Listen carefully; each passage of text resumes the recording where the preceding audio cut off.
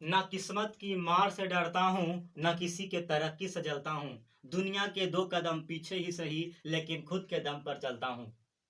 स्वागत है मित्रों, हमारे YouTube channel Manish mission classes पर। तो आज की इस वीडियो में देखने वाले हैं हम हिस्ट्री, ईंटें, मनके और अस्थियां।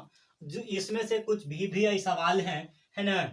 तो बहुत सारे सवाल जो पूछे गए उन सभी सवाल को हम आपके पास लेकर आए हैं। जो पहला सवाल होगा कि हड़प्पा सभ्यता की 2 विशेषताओं का उल्लेख कीजिए। फिर आगे हम लोग पढ़ेंगे हड़प्पा सभ्यता के 4 प्रमुख नगरों के बारे में। कार्बन 14 विधि क्या है, बहुत इंपॉर्टेंट है। उसके बाद लोथल कहाँ है, सिंधु घाटी सभ्यता के समकालीन 2 सभ्यताओं के नाम बताइए। बहुत ज्यादा इंपॉर्टेंट हो जाएगा आपके लिए। तो चलिए हम क्वेश्चन से आगे बढ़ते हैं कि हड़प्पा सभ्यता की 2 विशेषताओं का उल्लेख करें। तो हड़प्पा सभ्यता की 2 विशेषताओं क्या थे, 2 निम्नलिखित है ना। तो यह देखिए क्या था कि यह भारत की प्रथम नगरीय सभ्यता थी। और दूसरा में क्या था कि इस सभ्यता के नगरों की बसावट जाल पद्धति के आधार पर था। किस पद्धति के आधार पर था, तो इसकी बनावट जो थी एक जाल पद्धति के आधार पर था। यहाँ पास इसमें सड़कें एक दूसरे को समकोण पर काटती थी, एक दूसरे को कहाँ काटती थी, समकोण पर काटती थी। और तथा इसकी नलियों का जाल बिछा हुआ रहता था।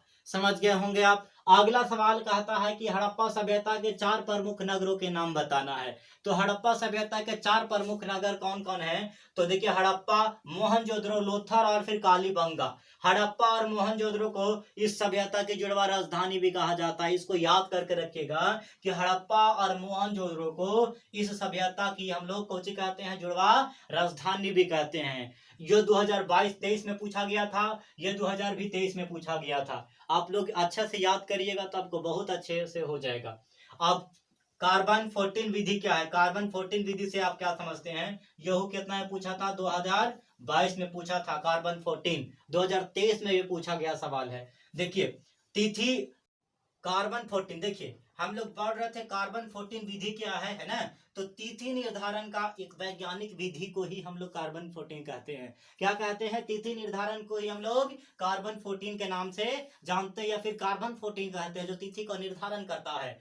इस विधि की खोज अमेरिका के प्रख्यात रसायन शास्त्री वीएफ लीवी द्वारा सन 1946 में की गई थी। इस विधि के अनुसार किसी भी जीवित वस्तु के कार्बन 12 एवं कार्बन 14 के समान कार्बन 12 या फिर कार्बन 14 कह सकते हैं, समान मात्रा में पाया जाता है।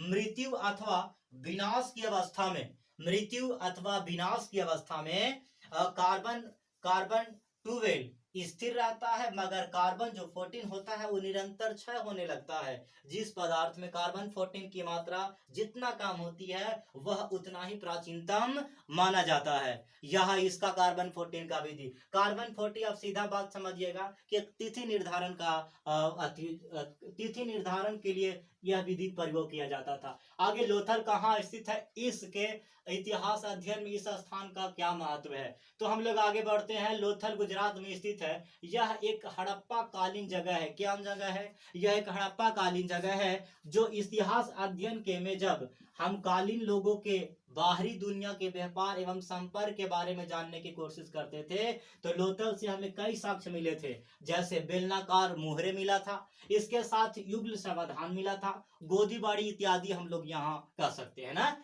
मोहरे, युगल समाधान और गोदीबाड़ा आदि। आगे आपका अंतिम सवाल है आज के लिए कि सिंधु घाटी सभ्यता के समकालीन 2 सभ्यताओं के नाम बताना है ना। यह भी आपका 2022 में सवाल पूछा हुआ है। आप अच्छे से अगर चाहेंगे तो इसको स्क्रीनशॉट लेके आप अच्छे से इसको याद कर सकते हैं। इसका सिंधु घाटी सभ्यता के समकालीन 2 सभ्यताएं निम्नलिखित थी। 2 सभ्यताएं निम्नलिखित थी। पहला क्या था, तो पहला था दजला फुरात नदी के तट पर बसा मेसोपोटामिया।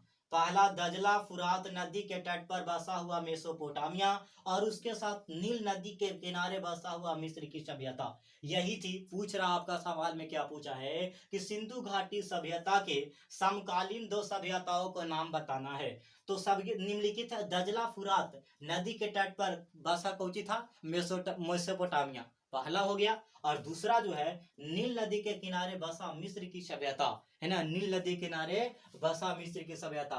आशा करते हैं कि यह पांचों सवाल आपको अच्छे से समझ में आ गया होगा। अगर आप इसको स्क्रीनशॉट लेके कॉपी और पेन लेकर साथ बैठिएगा और आप लोग साथ में इसको नोट डाउन करते रहिएगा। बहुत जल्द चैप्टर वाइज सब्जेक्टिव ऑब्जेक्टिव और सभी चीजों का नोट्स आपका प्रोवाइड मिलेगा, है ना। आर्ट्स का टोटल सब्जेक्ट यहाँ आपको अच्छे से तैयारी कराई जाएगी, है ना।